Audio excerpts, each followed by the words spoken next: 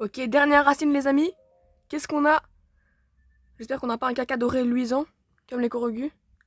Ok, dernière racine, racine au volcan. On a activé toutes les racines.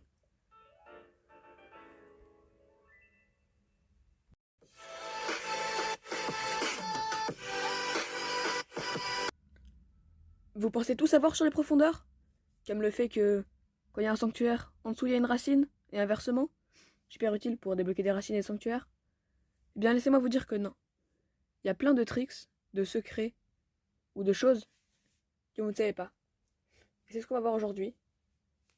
Comment avoir facilement toutes les racines. En fin de vidéo, je vais vous montrer aussi qu'est-ce qu'on a quand on a les 120 racines sous les profondeurs.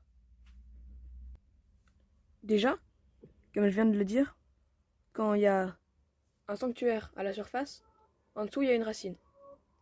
C'est super pratique.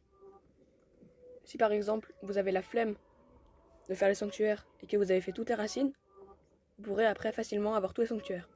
Ou inverse. Si vous avez fait tous les sanctuaires, vous connaîtrez la position exacte de toutes les racines. Et maintenant il y a un petit problème. Il y a plein de trucs qui sont assez chiants. Quand on a un trésor par exemple, ou quand on veut aller à un point précis dans les depths et qu'on n'a pas encore la carte, on se retrouve quasiment tout le temps coincé contre des montagnes. C'est normal, c'est une des difficultés des profondeurs. En fait, il faut savoir que ces montagnes sont le reflet des eaux dans Hyrule. Parce qu'en fait, la map d'Hyrule et la map des profondeurs a beaucoup plus de ressemblances que ce que vous croyez. Quand, sur Hyrule, il y a un lac, une mer, une rivière ou une étendue d'eau, ça veut dire que dans les depths, il y aura une montagne infranchissable. Tout le temps comme ça. Bon, évidemment, ça marche pas quand il y a 3 flaques d'eau. Il n'y aura pas 3 petites colonnes infranchissables dans les depths. Mais c'est pour ça que, par exemple, si vous prenez le lac d'Hyrule, juste en dessous, on ne pourra pas y aller. Ça marche avec tout. Et également, un truc que je trouve assez cool dans les depths, c'est qu'en fait, ils ont vraiment fait l'inverse d'Hyrule. Déjà, quand il y a un lac ou une rivière, il y a une montagne en dessous. Mais quand je parle de l'inverse, je parle pas vraiment de ça. Je parle aussi de... Vraiment, c'est complètement l'inverse. Vous prenez une montagne sur Hyrule. Par exemple, Mont Gerudo. Ok? Sur Hyrule, la map d'Hyrule. Maintenant, on va juste en dessous, dans les profondeurs. Qu'est-ce qu'il y aura juste en dessous? Une crevasse. Ok? Maintenant, vous prenez le pic des bras. La montagne la plus haute d'Hyrule. Dans les profondeurs, il y aura quoi? La crevasse la plus basse des profondeurs. Ça marche avec tout. Vous connaissez par exemple le temple oublié. Il est dans une crevasse, tout au bout d'une grande faille ou d'une grande crevasse. C'est quoi l'inverse d'une crevasse? Une montagne. Donc on prend les profondeurs. Qu'est-ce qu'il y a juste en dessous qui suit le même pattern? Et ouais, une montagne. La même forme, mais c'est complètement l'inverse. Du coup, par exemple, si moi ça m'est arrivé, à un moment je voulais aller ici. C'est un endroit assez chiant. C'est déjà au bord de la map. Et c'est super dur de se repérer si on n'a pas la racine, parce que la racine elle est au milieu. C'est un genre de tourbillon, une queue de lézard à droite de la map. Et dans les depths, j'avais pas encore cet endroit. Du coup, je me cognais à tous les murs, comme c'est un tourbillon. Donc ce que j'ai fait, c'est que j'ai mis ma map sur Hyrule, je suis allé dans les depths, et ça m'a permis simplement de suivre la map d'Hyrule, alors que j'étais pas dans Hyrule. Du coup, c'est super pratique, vous pouvez trouver plein d'astuces comme ça, pour débloquer les 120 racines, super facilement. Maintenant, les moyens de déplacement.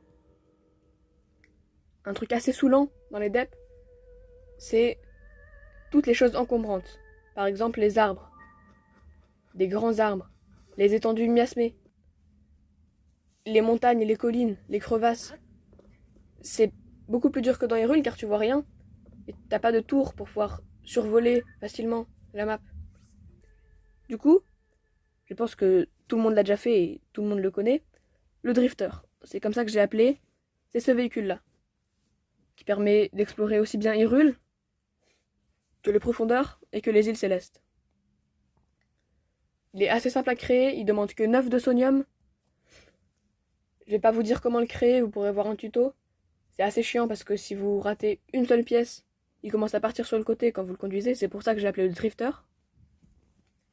Et en fait, ce véhicule, si vous le mettez dans les depths et que vous accrochez une fleur lumos à l'avant, et que vous la frappez la fleur lumos, elle va s'ouvrir. Ça fera comme un phare. Comme un moyen d'éclairer les profondeurs. Du coup, vous pourrez voir facilement tout ce qu'il y a devant vous. Tous les obstacles, les montagnes, les plantes, les arbres. Ça sera beaucoup moins difficile. Après, on peut aussi placer des fleurs lumos à l'arrache n'importe où, mais c'est plus chiant. Aussi les tenues. Vous n'allez pas vous balader à poil dans les profondeurs, ça sert à rien. Vous allez juste vous faire buter. Il y a certaines tenues, par exemple ces trois-là, qui vont avoir un gros avantage pour les déplacements dans les profondeurs. Je vais vous expliquer tout ça, mais avant, je vais vous montrer un moyen de passer sur les étendues de rancœur. Une étendue de rancœur, c'est ça. Ça saoule, c'est embêtant. Mais il y a certains moyens qui permettent de ne pas toucher la rancœur. Déjà, le plus simple, vous passez sur le côté. Voilà, c'est dit, c'est facile. Maintenant, il y a dans les profondeurs des monstres. Ce sont des squelettes, des bokoblins squelettes. Et des fois, c'est assez rare, mais vous pouvez en trouver qui montent des chevaux squelettes. C'est ces chevaux squelettes qu'on peut utiliser. Ces chevaux, ils sont immunisés à la rancœur.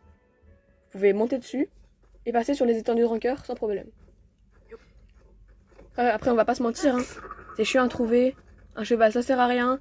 Ça se bloque à la moindre faille, à la moindre petit caillou. Ça fait du bruit, c'est chiant. C'est pas très maniable. Ça sert à rien en fait. Si vous en trouvez, vous pouvez le prendre. On peut même pas l'enregistrer dans un relais pour pouvoir le reprendre plus tard. Donc c'est nul. Maintenant, l'autre technique, ça va être la glisse sur bouclier. Vous le savez sûrement, mais si vous prenez un bouclier, que vous y attachez un chariot, des roulettes ou un élément gelé, vous pourrez glisser beaucoup plus rapidement sur le sol. Ça peut vous permettre de passer une étendue de rancœur. Mais le problème, c'est quand l'étendue de rancœur est en montée ou sur un seul plat. Vous ne pourrez pas bien rouler, vous n'aurez pas assez de vitesse. Donc en fait, la technique, même avec un bouclier normal, sans rien dessus, sans amalgame, vous pourrez passer. Il suffira juste de faire de la glisse sur le bouclier, et au moment où vous touchez le sol, vous faites B pour annuler le bouclier, et vous reglissez. Vous aurez l'air un peu con à glisser sur le bouclier, à arrêter et à refaire, mais ça passe. Ça passe sur les montées, ça passe pas sur les montagnes bien sûr, mais ça passe quasiment partout. Vous pourrez passer les étendues de rancœur facilement. Ou alors vous contournez, hein. C'est tout simple. Bon, maintenant les tenues. Je vais pas vous dire comment les débloquer, ça va saouler. Vous pourrez aller vous renseigner tout seul. Je vais juste vous dire à quoi elles servent et comment s'en servir en fait. C'est pareil. Ok, on commence tout de suite. Vous le savez sûrement, mais la tenue de Darkling augmente la vitesse de la nuit. Ça permet de marcher et de courir plus vite quand il fait nuit. Mais est-ce que vous savez que dans les depths, dans les profondeurs, le speed est activé pendant tout le temps. C'est comme s'il faisait tout le temps nuit. Donc vous allez beaucoup plus vite qu'en temps normal, en équipant la tenue de Darkling. Premièrement, la tenue de mineur. La tenue mineur, elle va être assez pratique, parce que quand vous l'équipez, vous avez un champ de lumière autour de vous, comme si vous avez une fleur lumos sur votre corps. Du coup, vous pouvez vous déplacer assez facilement pour voir les miasmes au sol, les obstacles, tout ce qu'il y a en fait à vos pieds. C'est assez pratique pour aller prendre les racines, pour pouvoir vous déplacer et observer les profondeurs. La tenue des ténèbres. C'est une tenue qui vous permettra en fait d'avoir 3 cœurs bonus contre les miasmes. Regardez, si on marche dans les miasmes, ce ne sera pas nos cœurs à nous qui seront endommagés, mais les cœurs de la tenue. Donc en fait, on a 3 cœurs supplémentaires pour ne pas se faire miasmer nos cœurs à nous. Et ce qui est intéressant, c'est que ces cœurs-là, de la tenue, vont se recharger au bout d'un moment. Regardez, ils se rechargent. Donc en fait, c'est comme si on pouvait marcher dans les miasmes quasiment à l'infini. Nos cœurs à nous et notre vie ne sera pas touchée. On pourra régénérer à l'infini. Ok, qu'est-ce que ça fait d'avoir toute la racine? On va voir ça tout de suite. Dernière racine. Celle du volcan. Ok. Pas de truc particulier pour l'instant. Vous avez activé toute la racine purificatrice. Emblème de la lumière. Ce précieux symbole revient à quiconque de l'obscurité en éveillant toute la racine. Ok, qu'est-ce que ça fait? Bon, déjà on a toute la carte, ça va être cool. Ouais, on a toute la carte. Tous les sanctuaires du coup parce que les racines c'est relié au sanctuaire. Ça c'est cool. Et qu'est-ce que ça fait? Ah, d'accord, c'est dans les objets spéciaux. Ça sert à rien?